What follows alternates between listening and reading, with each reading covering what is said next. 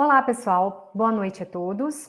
Hoje nós vamos dar algumas dicas para a nossa avaliação de 40 pontos que se aproxima. Então, espero que vocês gostem aí, né? Caso você esteja vendo a gravação e não pôde estar ao vivo, se tiver alguma dúvida, é só entrar em contato o mais rápido possível, pelo chat, pelo e-mail, e a gente procura aí ver se consegue auxiliá-los, tá joia?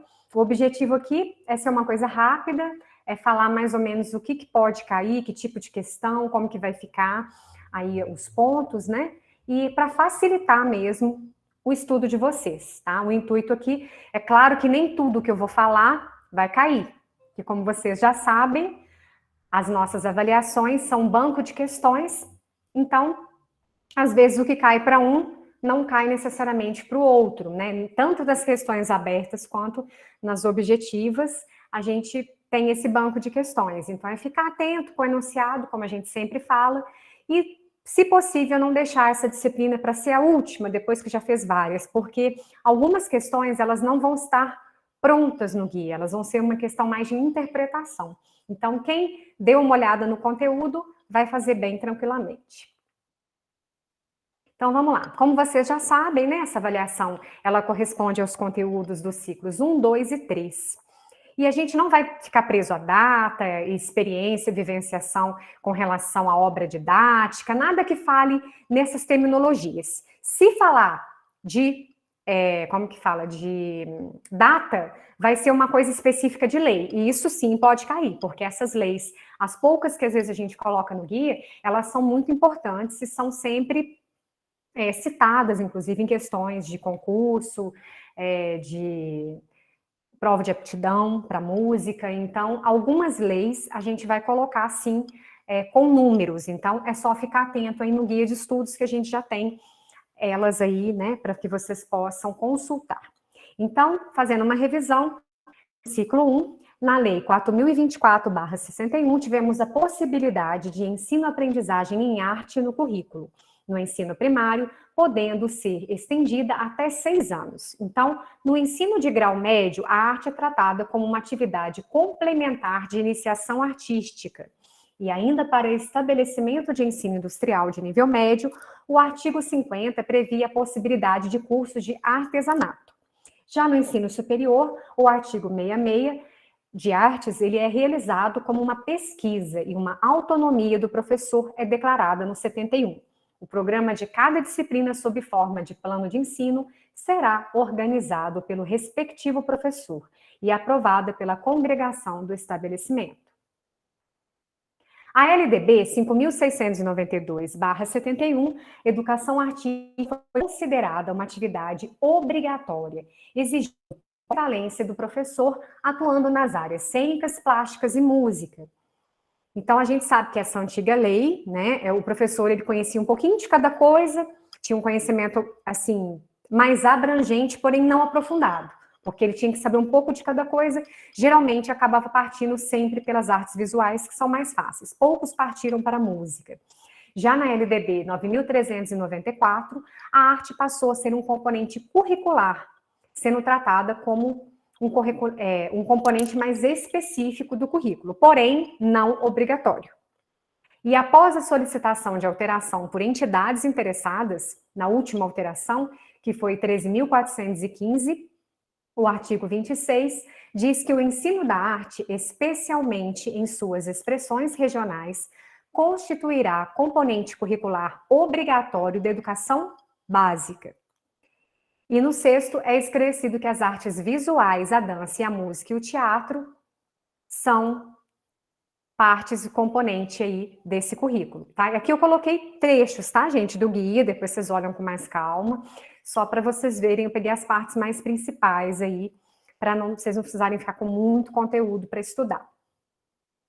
Com questão de inserir a música na escola, né? Ela já aconteceu, tem acontecido e vai acontecer em algumas regiões. Então, foi realizado um levantamento de todas as secretarias de educação, no caso, as estaduais, nos meses de maio a agosto de 2011, e foram contadas por meio de assessoria de comunicação ou imprensa, recebendo uma demanda. Quais são as iniciativas da sua secretaria em relação à nova determinação do Ministério da Educação?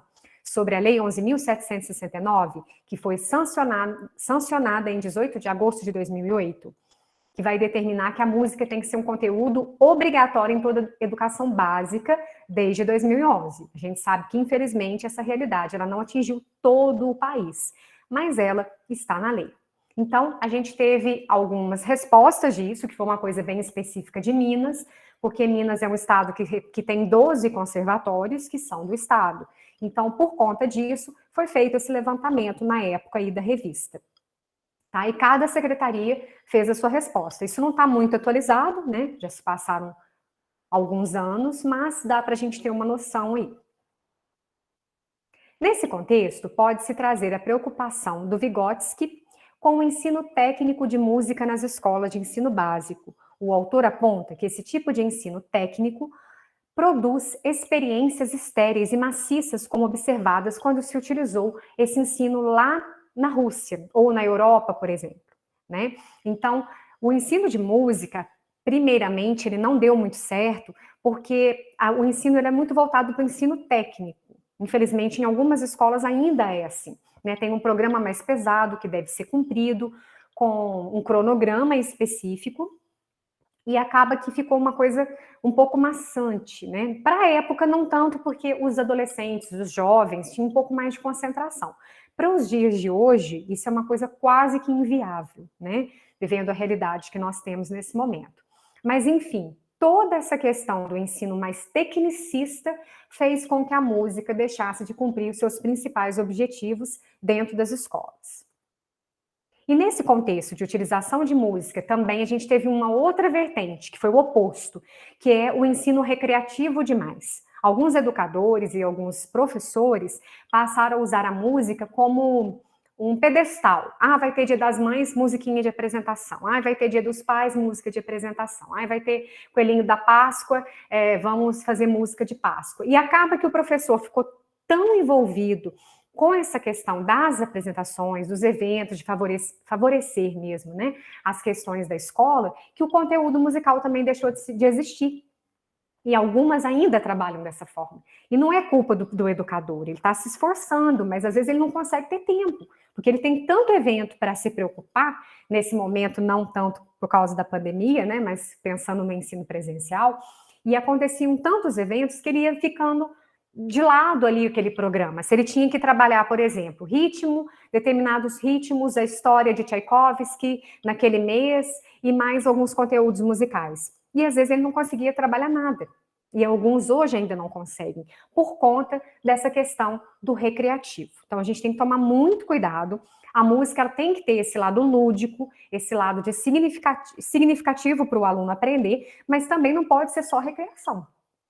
Tudo que a gente fizer de brincadeira, e às vezes a gente faz algumas atividades aqui, elas têm um sentido, um objetivo, um conteúdo musical que é trabalhado. Eu não posso simplesmente só trabalhar música para que todo mundo gosta de cantar, porque acha bonitinho. Não é assim que funciona, né? Vocês são formadores aí de música, bacharel, licenciatura, vocês têm que lutar para que esse conteúdo seja respeitado, né? Então, esses são os dois opostos. O ensino tecnicista demais, que causou o desânimo de muitos, principalmente aqueles alunos que não tinham muito dom e nem muito tempo para se dedicar ao estudo técnico do instrumento, e o lado extremamente recreativo, que acabou deixando a música, os conteúdos musicais meio a desejar.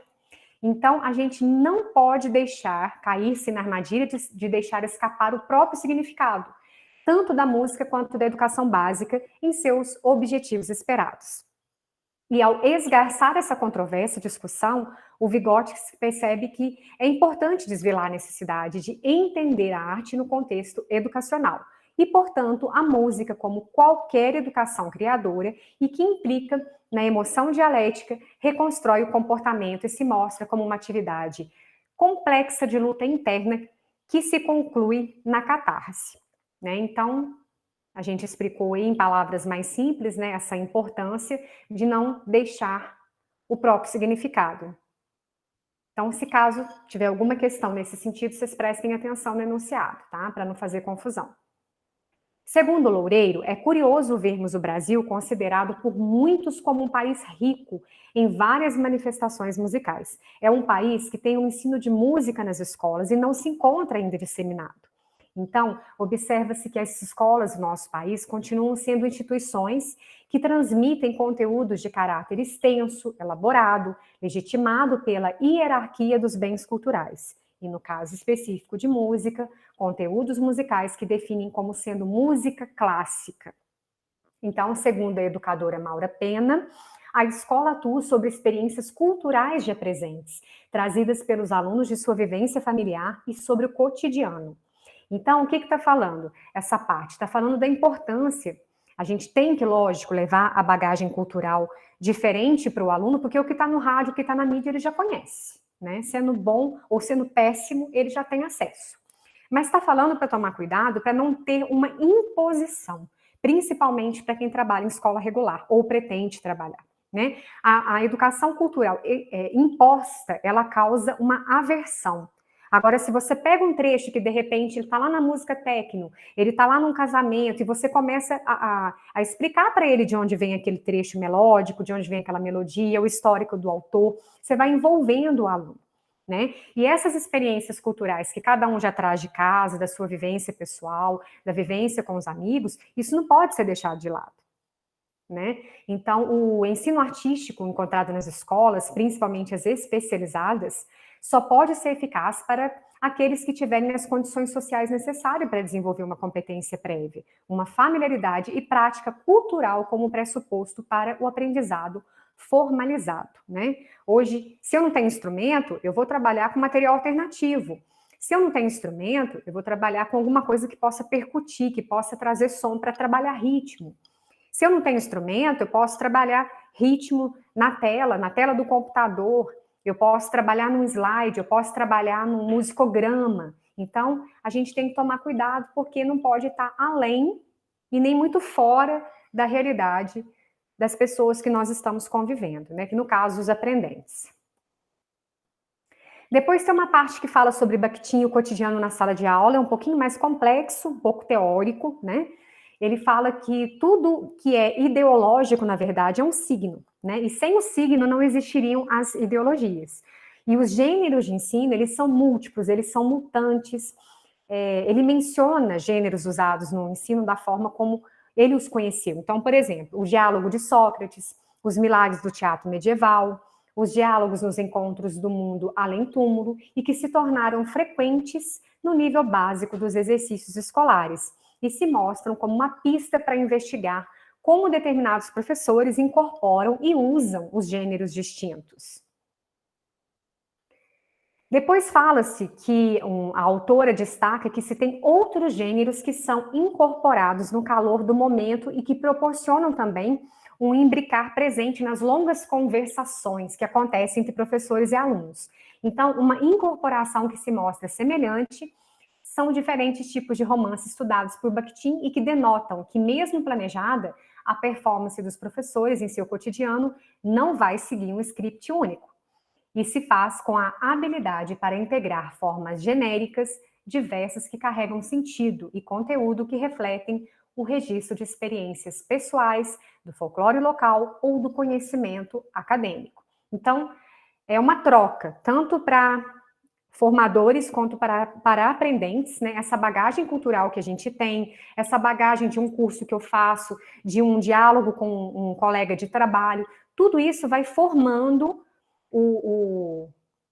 vai formando o indivíduo que você é, né? E vai formando aquele perfil da escola, ou aquele perfil dos educadores, aquele perfil de aprendentes. Então, o Bakhtin coloca que é muito importante a gente tomar cuidado com essa relação aos signos, né? E nada existiria se não fossem as tragédias. A gente não teria a música que tem hoje se não fossem os educadores mais antigos, como Dalcroze, Williams, Zoff, Kodály. Tudo que a gente estuda, tudo que a gente pesquisa, ele faz parte de um compilado, né? E aquilo vai agregando, né? Não existe ninguém que sabe tudo, né? São agregações que a gente vai fazendo no decorrer da nossa vida e das nossas experiências. que nós temos que pensar sobre as questões discursivas, né? Atentar para o enunciado, descrever de uma forma mais clara, mais detalhada. Então, se pedir, por exemplo, vamos supor que está falando lá de uma atividade, fala assim, eu estou trabalhando o ritmo numa turma ali de 20 alunos de 7 anos. Como que eu ia trabalhar ele se fosse pela educadora Zagonel?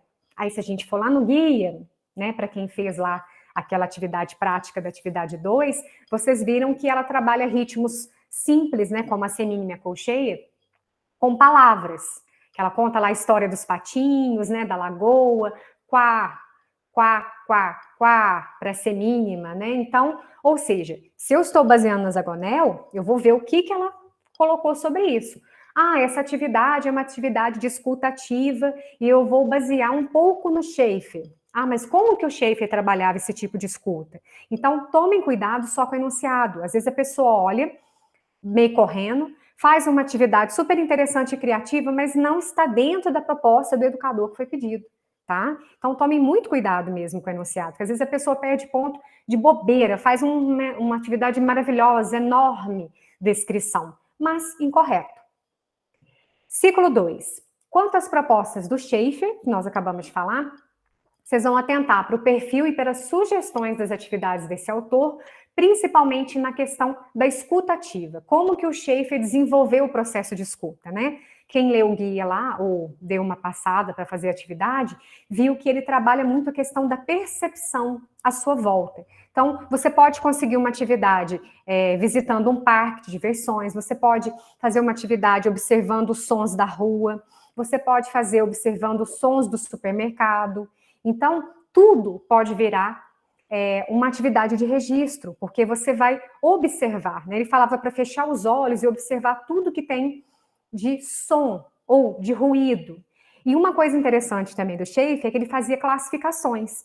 Então, não era simplesmente anotar tudo que eu estou ouvindo aqui na rua. Buzina, carro, cachorro, pessoas murmurando. Não era só isso. Depois tinha uma classificação.